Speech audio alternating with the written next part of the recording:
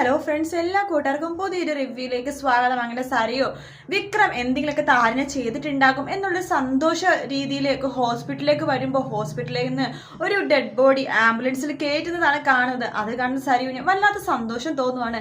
ഇത് താര തന്നെ എന്ന് ഉറപ്പിക്കുകയാണ്. അപ്പൊ അടുത്ത് നിൽക്കണം ആ പുള്ളിക്കാരത്തിൽ ചോദിക്കുന്നുണ്ട്, ഇത് ആരാ എന്താ പറ്റിയിരിക്കുമ്പോൾ അറിയില്ല, എന്താ പറ്റിയെന്ന് അറിയില്ല, സംസാരിക്കാൻ പറ്റുന്നൊരു സ്ത്രീയാന്നൊക്കെ പറയണ കേട്ടു. അയ്യോ അത് താര തന്നെയാണ്, ഹാവു രക്ഷപ്പെട്ടു.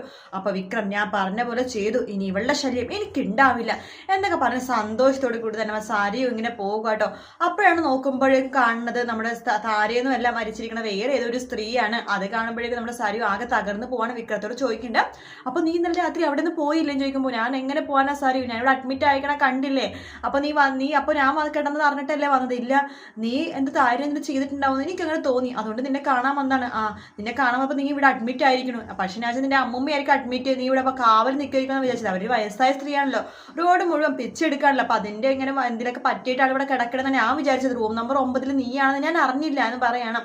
ഇത് എന്ത് സംഭവിച്ചുകൂടെന്ന് ചോദിക്കുമ്പോൾ ഇന്നലെ രാത്രി ആ താരനെ ഇല്ലാതാക്കാൻ പോയതാ, താരയുടെ റൂം മാറ്റി ആക്കിയിട്ട് താരനെ പോലെ ആ റൂമില് ബെഡ്ഷീറ്റും വിരിച്ചിട്ട് പുതപ്പും വിരിച്ച്, അതായത് മുഖമൊക്കെ മറിച്ച് അവൻ കിടന്നു. ഞാൻ താര അയച്ചിട്ട് അവനെ കൊല്ലാൻ നോക്കി, അവൻ എന്നെ കയ്യും കലോടിച്ച് ഈ പരുവാക്കി സരയു എന്ന് പറയാണ്. പക്ഷെ നിന്നെ കൊണ്ടൊന്നും ഒന്നിനും കൊള്ളില്ലടാ എന്ന് പറയാണ് സരയു. അങ്ങനെ മാത്രം പറയില്ലേ, ഞാൻ ഈ ബെഡിൽ നിന്ന് എഴുന്നേക്കട്ടെ, എനിക്കറിയാം എന്ത് ചെയ്യണമെന്നുള്ളത്, നിന്നെ കൊണ്ട് ഒന്നും ചെയ്യാൻ പറ്റില്ല എന്ന് പറയാണ്.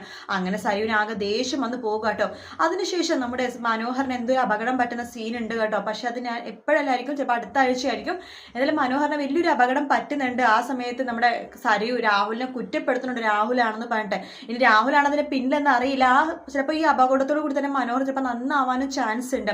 കാരണം സരയുവിന്റെ സ്നേഹം കുറച്ചുകൂടി മനസ്സിലാക്കാൻ ചാൻസ് ഈ ഒരു അപകടം പറ്റുമ്പോഴാണല്ലോ സാധാരണ. അപ്പൊ അതുകൊണ്ട് അങ്ങനത്തെ ഒരു ഭാഗം ഉണ്ടാവാൻ അടുത്തന്നെ ഉണ്ടാവാൻ ചാൻസ് ഉണ്ട് കേട്ടോ. വീഡിയോ ഇഷ്ടപ്പെട്ടെങ്കിൽ ലൈക്ക് ചെയ്യുക, സബ്സ്ക്രൈബ് ചെയ്യുക, കമന്റ് ചെയ്യുക. മറ്റൊരു വീഡിയോ ആയിട്ട് വീണ്ടും കാണാം. Take care, bye bye.